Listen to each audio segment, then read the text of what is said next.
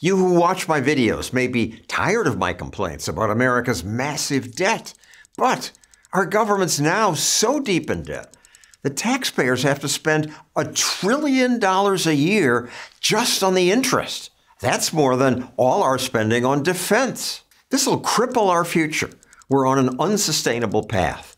Yet most politicians won't even address it. Many brag about spending more. We're going to spend $1.2 trillion over 10 years. His opponent bragged about what he spent. $738 billion.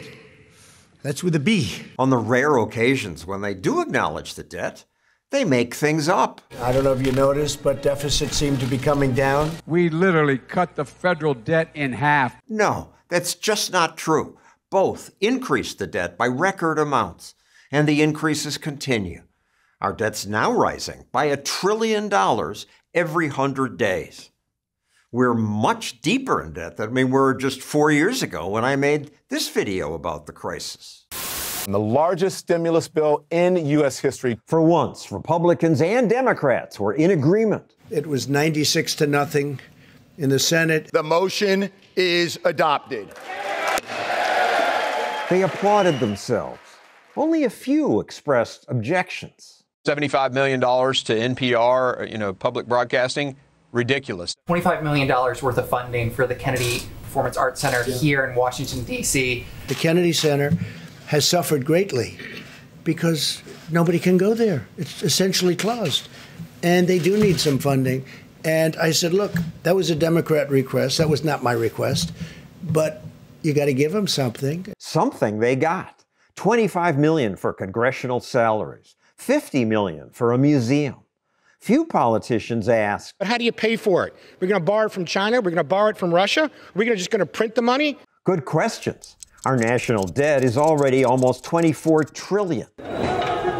Now it'll jump, percentage-wise, to where Greece's debt was just before unemployment there hit 27%. The feeling of hopelessness here seems to be spreading.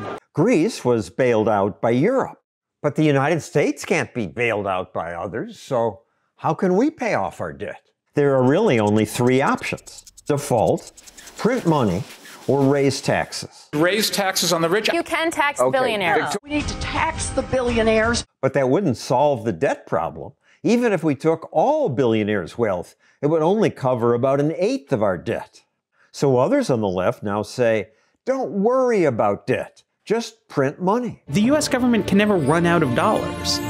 The federal government prints dollars.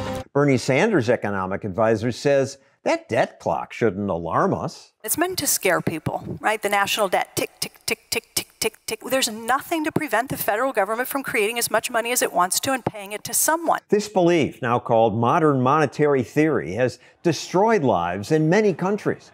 Zimbabwe is a recent example. The dictator just printed more money. That meant you had more money chasing the same goods. More money chasing the same goods meant you needed more dollars to buy the same stuff. A batch of tomatoes will cost me 10 million Zimbabwe dollars, and a packet of onions will cost me $30 million. The faster prices rose, the more money the government printed, and the faster prices rose. It got so bad that a $100 trillion bill was worth only about 40 cents. On the economic disaster in the once prosperous Southern African country. Inflation also wrecked lives in 1920s Germany, Argentina, Russia, and Venezuela. Finally, there's choice 3. America could just default. But that would eliminate the savings of everyone who invested in America, and it wouldn't solve our problems. When Argentina defaulted, its economy fell apart. Unemployment reached 21%. Once you're deep in debt, none of the options is good. How did we fall so deep in debt when for years politicians have said they'd reduce our deficit? We have piled deficit upon deficit, mortgaging our future and our children's future.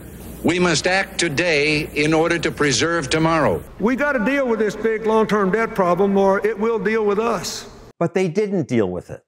They just talked about it. Take out a credit card from the Bank of China in the name of our children, driving up our national debt that we are going to have to pay back. That's irresponsible. $20 trillion It doubled under President Obama. And if you include the current stimulus, it's increased even faster under Trump. It's not compassionate to bankrupt America, but that's the path we're on. Congressman Warren Davidson's a Republican, but that's your party doing it. It's not one party. You didn't get $23 trillion in debt because one party's good on the issue and the other isn't. I interviewed Davidson before the pandemic. You voted for some spending bills, billions for the FCC.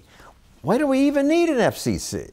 Well, who else would be able to regulate speech if there wasn't an FCC? Right, we don't need an FCC, and you voted for this bill. Well, you don't get a vote for precise things very often. There are things in these appropriations that do need funded. At least Davidson usually votes against big spending. We are on a path to bankrupting our country. We are. But today, most politicians only talk about spending more.